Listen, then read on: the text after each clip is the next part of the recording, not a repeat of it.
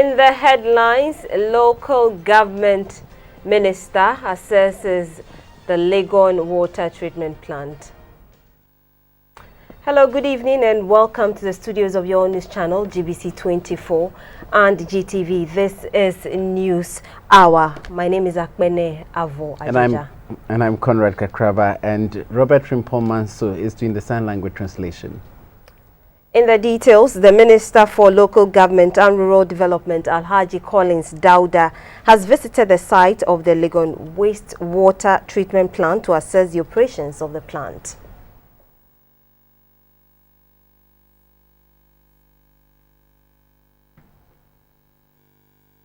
Under the ASIP system, the current on-site human waste treatment systems is to be replaced with an environmentally friendly off-site treatment. In this case, the sewage is to be channeled from the communities to specially designed treatment sites. The Legon wastewater treatment plant was constructed at the cost of $50 million out of the $77.55 million fund provided by the Africa Development Bank AFDB for the project. The plant treats sewage from the University of Ghana campus, the University of Professional Studies campus, and the Presbyterian Boys Secondary School. The local government minister Alhaji Collins Dauda said currently the plant is only operating at 15% capacity, and therefore there are plans to link the communities around the three institutions to it. He spoke about the rationale behind the project.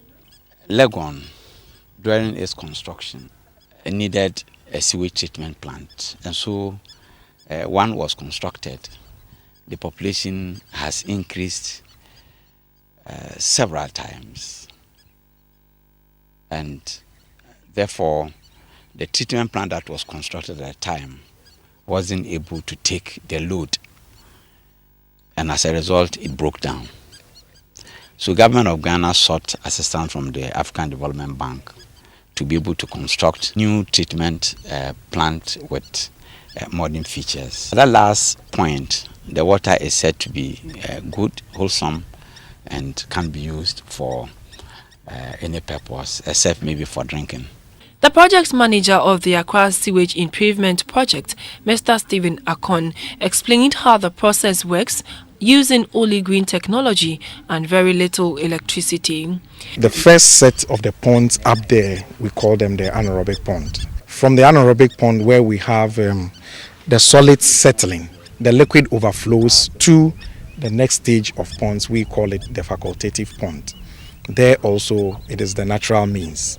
Then from there we come to the polishing. The polishing, all that we mean is that we are using sunlight to go through the pond. The pond is very shallow, and so sunlight goes through to the bottom. In that sense, it is the UV, that is ultraviolet rays, are able to kill certain pathogens in the water before we discharge. A similar plant has been completed in Dansoman, while plans are on course to establish two more at Burma Camp and Medina.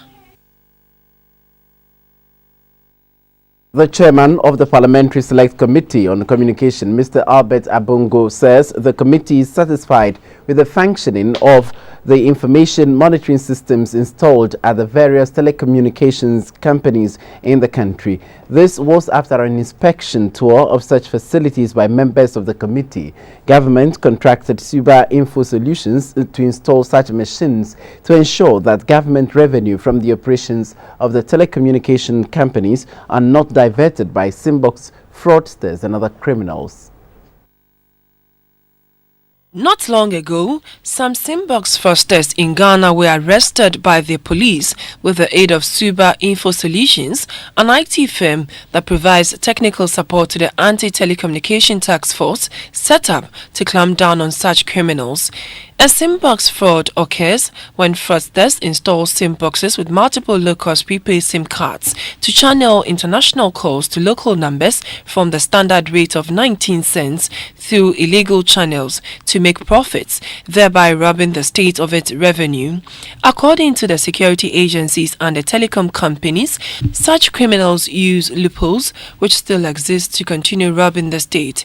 It was to assess the situation that the Parliamentary Committee Committee on Communication and some members of the Suba Info Solutions inspected information systems installed at the various telecommunication companies. These machines are designed to monitor, detect and uncover the amount of revenue generated within a period. The first stop for the Parliamentary Select Committee on Communication was the MTN Installation and Data Service and Monitoring Center at Sakaman. Cameras were not allowed into the company's security zone, but members of the committee were allowed into the center and briefed on the technical know-how.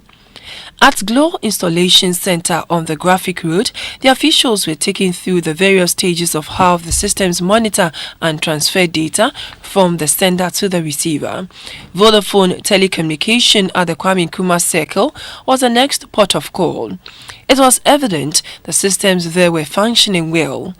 The Tigo head office and Airtel office at Adabraka and Ridge respectively were also visited.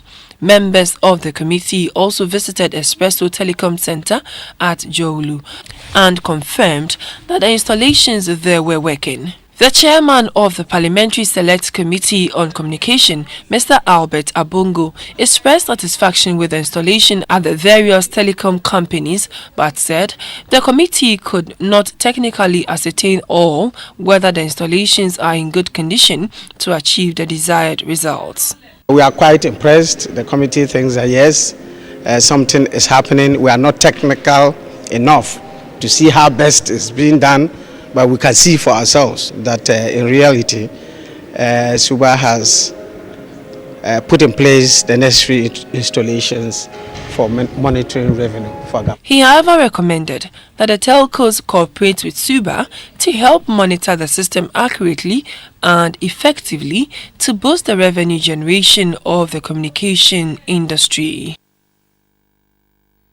The Secretary General of the Trades Union Congress, Mr. Kofi Asamoah, has described as unrealistic the tariff increment proposed by utility providers in the country. Speaking to GBC24 after a meeting between organized labor and the PURC, Mr. Kofi Asamoah noted that the union would examine their proposals carefully and conclude on an acceptable percentage increase. The utility providers are demanding a combined 200% increment in utility tariffs for the 2016-2018 operation years. The Volta River Authority currently receives 14.6 pesos per kilowatt hour, as against 26.5 pesos the authority spends in producing the same amount of power.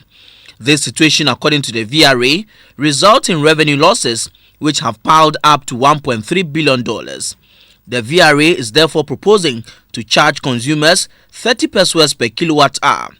The Ghana Grid Company, Gridco, on the other hand, receives 4 pesos per kilowatt hour, but is proposing that their rate be hiked by 31.26%, which will culminate in a charge of 5.31 pesos per kilowatt hour. The Ghana Water Company also says they produce 1,000 cubic meters of water at 8 Ghana cedis, but is currently receiving 1 Ghana cedi 71 pesos and therefore incur a revenue loss of about 6 Ghana cedis. The company is therefore asking for 4 Ghana cedis per 1,000 cubic meters. That represents 124% increase. At a consultative meeting between the TUC and PURC, the utilities made a case for the proposed increases. But we have catalogued specific activities that make up the 100% adjustment we are talking about. These, we've gone through consultations, PURC is probing the numbers, and we are very happy to discuss the details openly. We've put it out in the newspapers and all that. And it is to tell the public that, yes, there's transparency we want to bring to the table. There are issues. We understand that customers also have issues we have to deal with. All this will be putting all together. PURC should assess them. Currently, as I speak, we are spending 40 million Ghana cedis on chemicals to purify the polluted water. Besides the chemical cost that is going up, we still are witnessing a situation where the silt content of the muddy water is also destroying our pumps. So we need money again also to replace the pumps and to also expand our services. The Secretary General of the TUC, Mr. Kofi Asamoah, described the proposed increment as unrealistic, saying the union would examine the concerns of the utility providers. We are also said that with listening to them, we are going to do our homework and we'll make a formal presentation to them. But we have equally reminded them that there is a limit to which workers can pay. If they want a review asking of 100%, 200% at a go, we can assure them that we will not be able to pay that. So they should look at what is within the means of Ghanaians, particularly the cost of living generally now, and see what is acceptable to everybody. There is a call for the closing of gender inequality gaps in resource allocation between women farmers and their male counterparts as the international community marked the International Day of the Rural Women.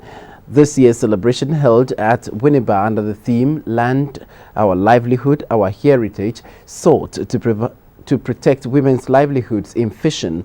The International Day of Rural Women, marked in October annually, recognizes the rural woman's importance in enhancing agricultural and rural development. According to a UN report, rural women, the majority of whom depend on natural resources and agriculture for their livelihoods, make up over a quarter of the total world population. In developing countries, rural women represent approximately 43% of the agricultural labor force and produce, process and prepare much of the world's food, making them key players in food security. The first International Day of Rural Women was observed on the 15th of October 2008. The International Day recognizes the critical role of rural women in enhancing agricultural and rural development, improving food security, and eradicating rural poverty. This year's celebration at Winneba in the Central Region was supported by the Sustainable Fisheries Management Project and Development Action Association. Their focus is to help preserve the fisheries subsector, which provides livelihood for both men and women. The Central Regional Minister, Mr. Thomas Aquinas Kwanzaa, called on planners to adopt the right integrated coastal management policies and bring development to the coast. I will therefore entreat the NANOM, the custodians of our land, to cooperate with our planners so that access to land for the processing of fish, which is the cheapest source of protein for our people, does not suffer. Some advocacy groups also made a case to authorities to ensure that rural women have access to productive agricultural resources to contribute effectively to reduction in global hunger and poverty. The demand for potable water to serve over 2,000 people in 4 deprived cocoa farming communities in the Sefiriosu district of the Western region has been met. Their cry for this basic necessity of life was provided by the Royal Bank Foundation, a corporate social responsibility arm of the Royal Bank. Clean water promotes a healthy life, and healthy people are an asset to the nation. It is for this reason that the Royal Bank, as part of its corporate social responsibility, decided to provide potable water to certain communities, even in places where the bank has no branches. This is considered a catalyst for a sustainable life and wealth creation.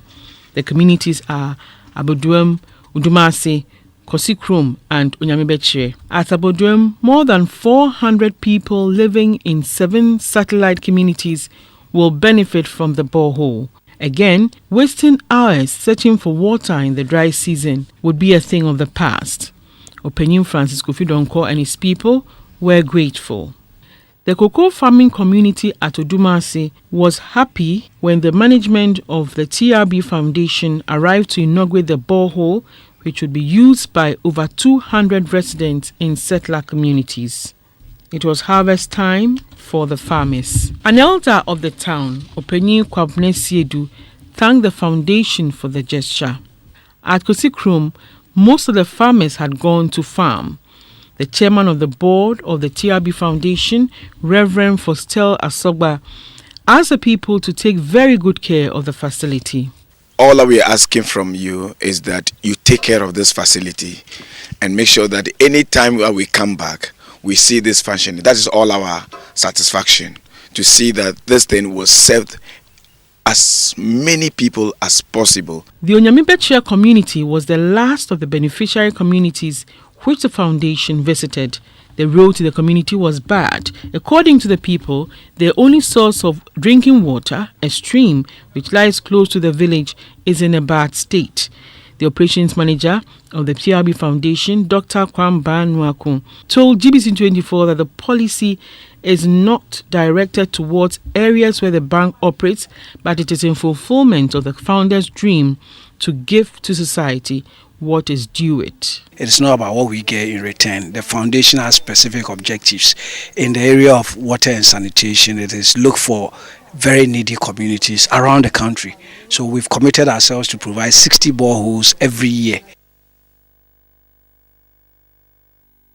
The resumption of the collection of TV license fees by the Ghana Broadcasting Corporation will support GBC, the state broadcaster, to generate resources to improve on efficiency. GBC's Deputy Director of Finance, Mr. Emmanuel Bochwe, reiterated this when he met management of the GT Bank in Kumasi. The bank is also involved in the collection of the TV license fees. Following the passage of the Fees and Charges Amendment Instrument 2014 by Parliament of Ghana, which reviewed the fees and charges of public service providers, the Ministry of Finance charged the GBC to resume collection of TV license fees. Consequently, the licensing authority, Ghana Broadcasting Corporation, with support from other institutions and agencies, has begun collection nationwide. Members of the public are required by law to register and make payments to cover the full year, January to December 2015, before they are issued a license. The payments can be made at designated points, GBC head office, all GBC regional offices, selected locations in Accra, any place mounted by the GBC branded mobile collection team, and all banks on eTransact. The corporation will soon roll out other payment outlets to facilitate the license fee collection. The Deputy Director of Finance of GBC, Mr. Bochwe, explained the process of registration to the staff of the GT Bank. The Deputy Director also answered some questions from the participants. Granted that a dealer has licensed his outlet, and then I go and then purchase a TV set, I'm also supposed to license it. Okay, would that mean double licensing for the same set? The dealer pays $240 just to sell what? TVs. It's $240. It's not like he pays $36 on every TV you buy. Then you pay the $36. It is assumed that anybody who sells TV at least has about 4 TV on display for you to see how beautiful that TV is before you do what? You buy it. So we are saying that it is only fair that what keeps you in business, you also what? Give something small to it. If those signals are not there, who will buy the TV? At a rally dubbed Agenda 5050, the ruling National Democratic Congress mobilized supporters in Koforidua, where the President, Mr. John Mahama, campaigned for the endorsement of his sole candidature in the party's primaries on 7th of November. Buoyed by its improved performance in the Eastern region in the last elections, the NDC now dares the MPP in its traditional stronghold, projecting an equal share of the spoils in 2016. President John Mahama has been canvassing for the endorsement of his sole candidature in the NDC's primaries on November 7th. Executives and rank and file of the party's card-bearing membership rubbed shoulders at the Jackson's Park in Koforidua in the Eastern region, where the Agenda 5050 rally took place. As part of the current reforms in the NDC, the party's electoral college has been expanded to include all card-bearing members. They will choose the party's nominees for presidential and parliamentary elections. The NDC is looking to grab 50% of the votes in the Eastern region in 2016 to brighten its chances of an emphatic first-round victory. On the raging debate over the voters' register, the NDC said said it is committed to the talks at the Inter-Party Advisory Committee, IPAC, and the party wonders why the New Patriotic Party, which called for a biometric registration before the last elections, is now causing a stir over a register compiled on account of a process proposed by the same MPP. Among the speakers at the rally were the General Secretary, Mr. Johnson Esiedu Nketia, and President John Mahama.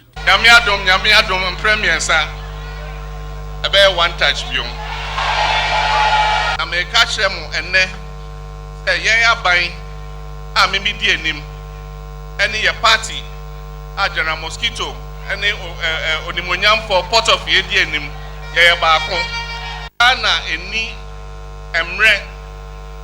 This is a nation in a hurry. Ye ni bra ye betwen ama ebinmo assorting or differences out. I just and to quite warm with him. Anytime I betray I'm on my sorting son and to out. Asanya Kasa Hanyako. NDC is in power and is ready to continue in power. The president will move to the Ashanti and Bunahaba regions next. It's still News Hour on GBC24. We'll be back with more stories.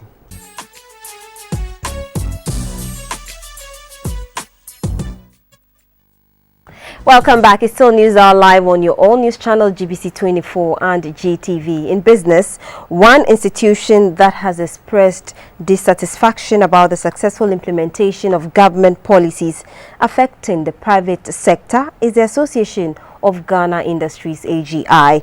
At a forum on budget monitoring in Accra, the Chief Executive of AGI, Mr. Seth Chuma Kwabwa, said the association will help monitor the policy implementation functions of the various ministries, departments and agencies to ensure that the budget targets are met.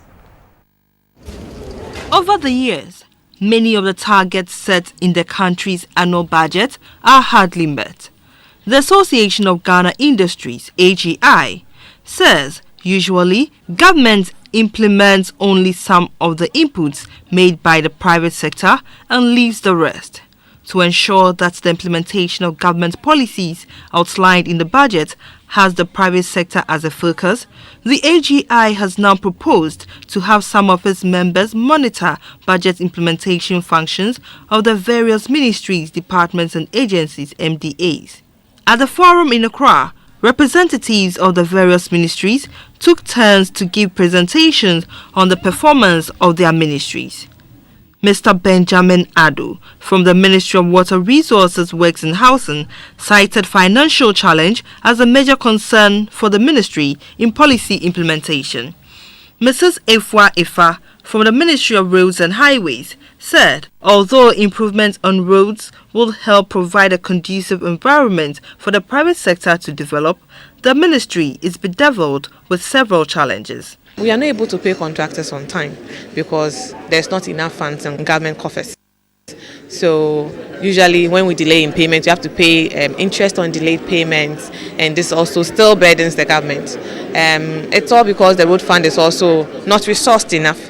So as it is, we need to improve on the road fund by paying a little more tolls and also trying to dialogue with government to increase the fuel levy.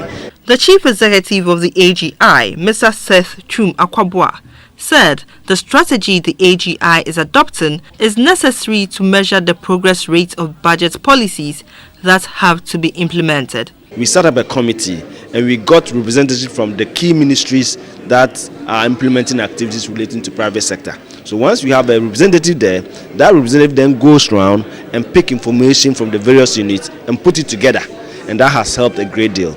Basically, the strategy being adopted by the private sector are meant to ensure that the nation's annual budgets reflect the aspirations of the people while ensuring accountability. Business, the U.S. Treasury has released its financial report for the year. It says the strengthening economy has brought the nation's budget deficit down to its lowest level in 8 years. The U.S. budget deficit for fiscal 2015 shrunk as economic improvement boosted tax revenues. The deficit came to about $439 billion, down 9.2% from a year earlier. The reports say revenues were up 7.6% to $3.2 trillion as income taxes grew along with a recovering economy. Spending also grew by 5.2% to $3.7 trillion. Medical expenses and other social security costs also rose in response to their aging U.S. population. The U.S. budget deficit ballooned to $1.4 trillion in fiscal 2009 as the country dealt with the effects of the financial crisis. But in fiscal 2015, it was down to its lowest level since fiscal 2007. U.S. lawmakers have yet to reach a budget deal for the current fiscal year, which started this month. They averted a government shutdown by passing a stopgap spending bill. Treasury Secretary Jack Lew sent a letter to Congress on Thursday urging the prompt passage of the budget. He warns in the letter that government funding will run out by around November 3rd. The Ghana National Fire Service has inaugurated new fire service stations and fire tenders in 7 districts of the Volta region to deal with emergency fire outbreaks and accidents in such areas. Statistics from the Volta Regional Headquarters of the Fire Service indicate that the region recorded 90 cases of fire outbreak and 4 serious fire-related road accidents in 2014. The record from January to September this year is 83 fire cases and 3 road traffic collisions. The establishment of the 7 new fire stations has increased the number of such facilities in the region to 20. The beneficiary districts include Krachi East, Kwache in Chumuru, Biakoye, South Dai, Ketu North, Agotimeziope districts and the Pando municipality. In an address, the Chief Fire Officer, Dr. Albert Brown-Gazy, indicated that his outfit has proactively put measures in place to prevent or, where necessary, manage fire disasters in the country. He expressed worry about the attitude of many Ghanaians towards fire safety, saying it is the responsibility of the general public to protect themselves against fire. Dr. Brown-Gazy entreated the chiefs and elders of the district to form fire volunteers to educate their people on fire safety. He charged officers who will man the facilities to be disciplined and hard-working. You are here to protect the community. You are here to assist the community. You are here to serve the community. You must regularly maintain the equipment and make sure that you improve upon your response time. The Deputy Volta Regional Minister, Mr. Francis Ganyaglo, cautioned that the provision of the facilities not be a guarantee for preventable fire outbreaks. He urged the chiefs and people of the districts to provide the necessary support to staff of the fire service to achieve their objectives. The DCEs for the various beneficiary districts thanked the government for providing the fire tenders and new fire service stations and pledged to ensure their proper use and maintenance. My Journey, a reporter's diary of events from across the country, showing every Saturday night. Hello, good evening and welcome to another segment of My Journey. My name is Kabu Nate. When you live in a major city, a disruption in power supply is crippling, not to talk about dry taps for months on end. But have you even given a thought to what life would be in a community without any health facilities in case there is an emergency or other basic amenities that make your day easier? GBC24 has just returned from such a community, Jomman in Ga West. There are about 4,000 people living in this part of Greater Accra, and for an introduction to the community, GBC24 first knocked on the door of the Chief's Palace. The name Jomman is coined from Ga, literally Joe's town or the town of John. Once upon a time, in 1645 thereabout, according to oral history, a hunter called John Aite settled near a river. He would clean and wash his game before roasting it. To honor his memory, the name Jomman came about. The Jomman community has about 13 villages: Agbozome, Zongo, Cemetery, Alaji Farm, Adan Kope, Sohache Kope, among others. The people here are mostly fishermen, farmers, or engaged in charcoal production, among other small-scale businesses. Tradition demands that in some circumstances, a visitor must first seek audience with the chief. So, here we are on our way to the palace of Ni Ayala II.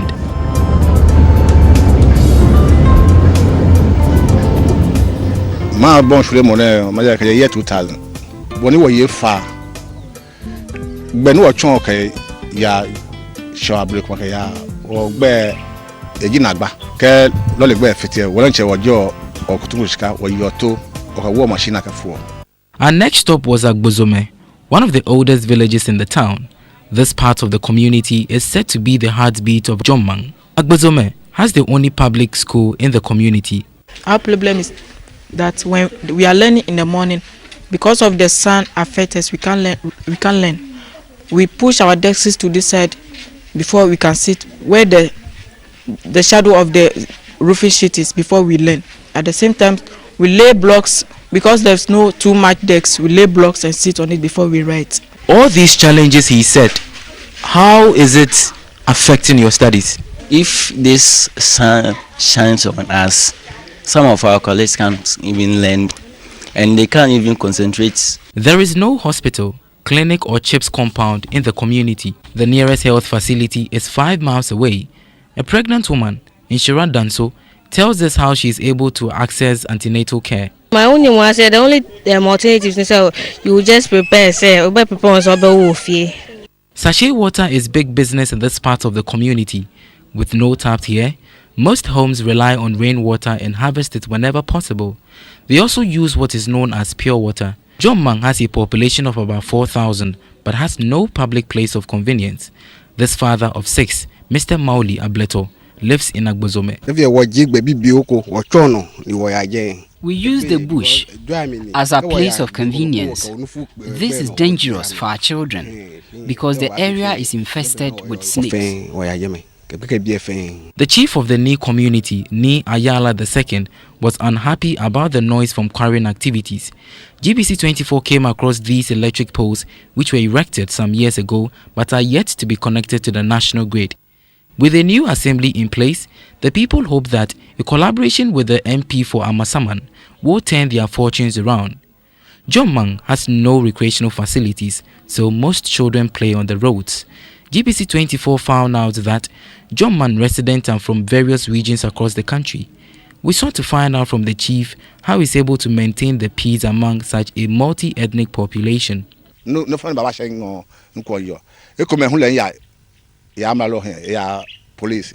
our visit to Jommang, GBC24 came across a non-profit organization, Lena Children Foundation. It was screening the eyes of children in the community free of charge. We had a quick word with the head of the foundation, Miss Andrea Gamo. Sponsorship is very difficult. You would wish you could reach like 700 children, but because you have limited funds, you can just reach just a little. For the people of this community, as they wait for their share of the proverbial national cake, they welcome support from all to help make their community healthy and comfortable. Make a date with us next Saturday when we are scheduled to take you with us on another trip. Thank you for watching. Now some international news. The United States will conduct surveillance and intelligence operations against Boko Haram inside Nigeria, a significant escalation of Washington's role in combating the Islamist group.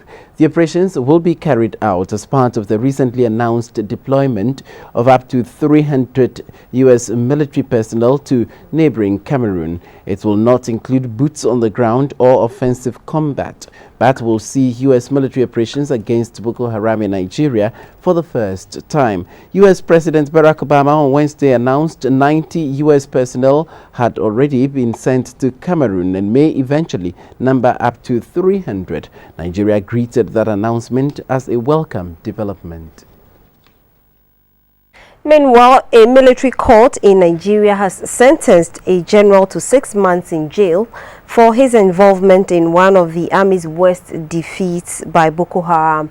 General Enitan Rasom Kuti was convicted of failing in his duties when Islamist militants attacked the northeastern town of Baga in January. Scores of civilians were killed when Boko Haram overran the town and seized large quantities of weapons. The general's lawyer says he will appeal against the decision. A separate accusation of cowardice was dropped. The general comes from a celebrated Nigerian family. His uncle was the late Afrobeat legend Fela Kuti. And that's it on the international front. We'll be back with sports.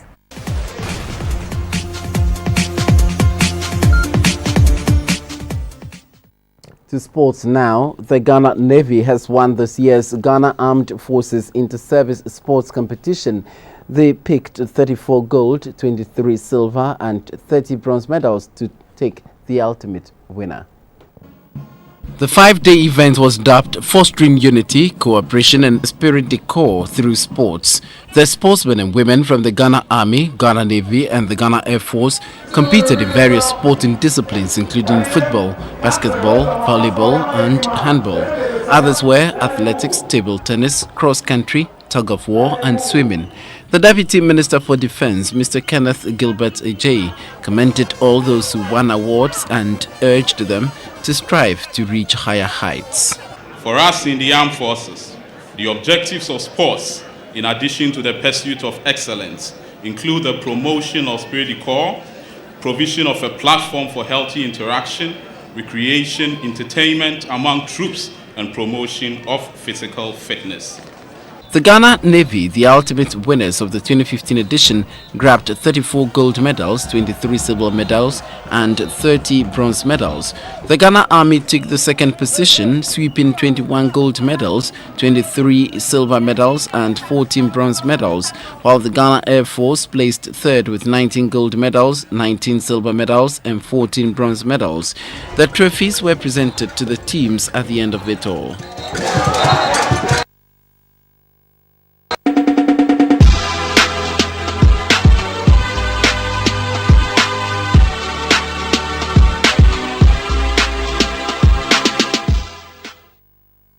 In the arts segment, a true friend, they say, sticks closer than a brother. A play by the Bomkasa group depicting this saying was staged at the National Theatre during the premiering of the rebranded concert party show.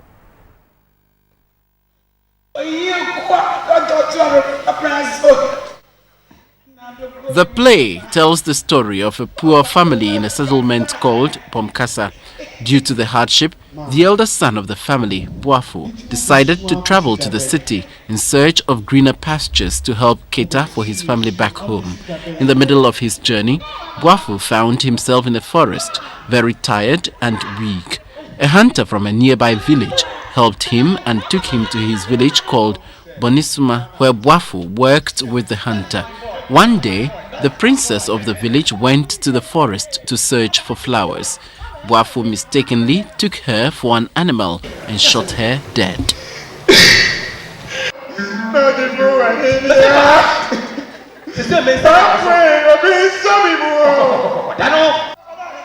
But how will the people of the village receive this news, especially Kose, one of the village boys who says the princess is his heart's desire?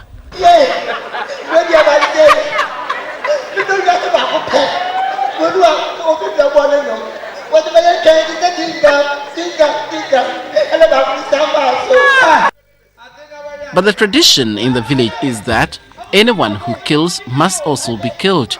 So this means Boafo would have to be killed as well. On the day he was to be killed, he pleaded with the Queen Mother to spare him so that he could go back to his village to inform his parents about the development, after which he would return for his execution. But his request was turned down. His landlord, the hunter, pleaded that Boafo's request be granted, and he stood as surety for him. When he returned for his execution, the Queen Mother was shocked and decided to spare his life.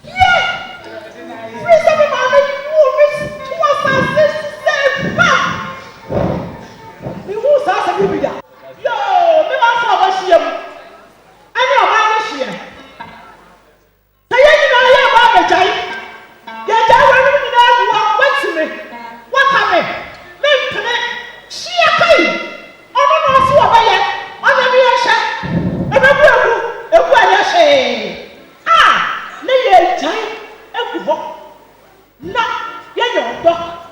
Sema biakuye and tabo near the Adoya Boya Nakatana, a better than